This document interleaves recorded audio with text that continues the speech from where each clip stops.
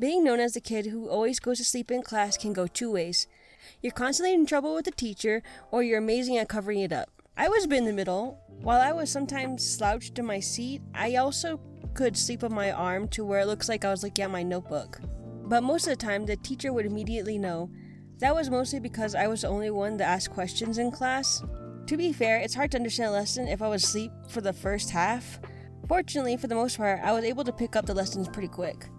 I have no idea why I was so sleepy as a kid. Sure, I had to wake up really early, but I always went to bed on time. It didn't help the classes I slept in also had me near the front of the class, and while you think it would be hard to fall asleep at my desk, as soon as the teacher wasn't paying attention, I would knock out. Of course, I didn't do it on purpose. I love school and learning, so I usually felt bad for sleeping on the teachers because their class wasn't boring.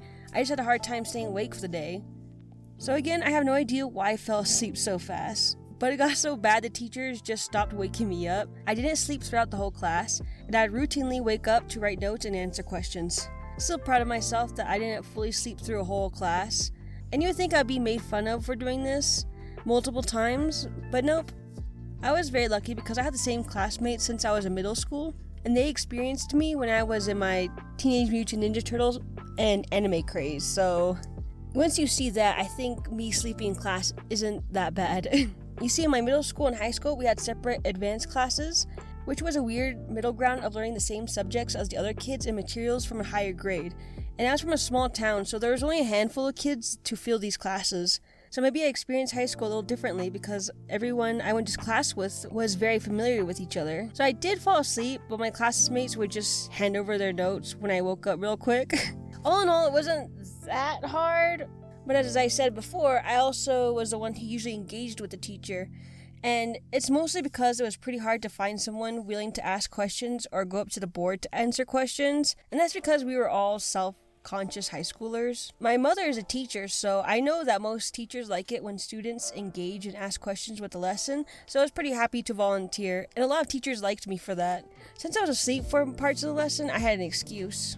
I would ask small follow-up questions to see if I was catching on, and then go right back to sleep. I was also called to the board a lot because I was usually caught sleeping, and that was really the only way the teacher knew that I was following along, which I 90% of the time nailed. Come to think of it, I think that was also the reason why my teachers usually placed me by my friends, because they were actually one of the top students, and also were the only ones who weren't shy to wake me up.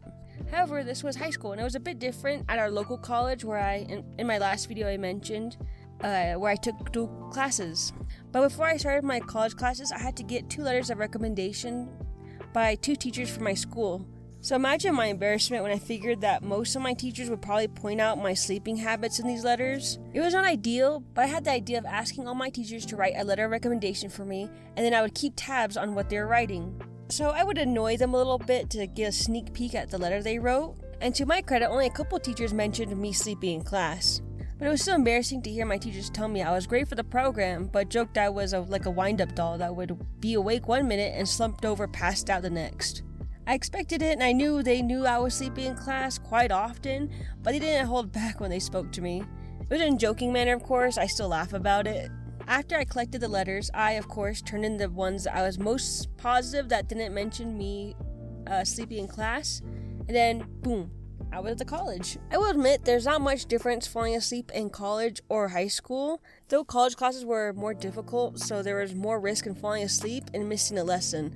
Of course, it was reasonable. It wasn't a job to make sure I was still awake. And unfortunately, that's where my caffeine addiction may have started. Before I would head up to the college in the morning, I would make a big thermos of coffee, and I would chug it all in the morning. As soon as I started classes at the college branch, I found myself staying up longer at night to finish assignments, and I still had to wake up early. It was a cycle that I could not break out of. Of course, now I've graduated from coffee to just straight up energy drinks, which is not at all better, but it keeps me awake during classes, and it doesn't help that I'm always online, because online classes are very boring. And what can you do? I already have a crippling caffeine addiction and unrepairable sleeping schedule. And I'll tell you what, you can't do nothing. So I know this was a pretty short video, but thank you for watching. While I was a sleepy kid, I hope you don't sleep on subscribing and liking the video. That was horrible. But you can probably see if you watched my other video that my videos are kind of changing. I'm just hoping that I increase the quality of the video. I'm changing the format and how it looks.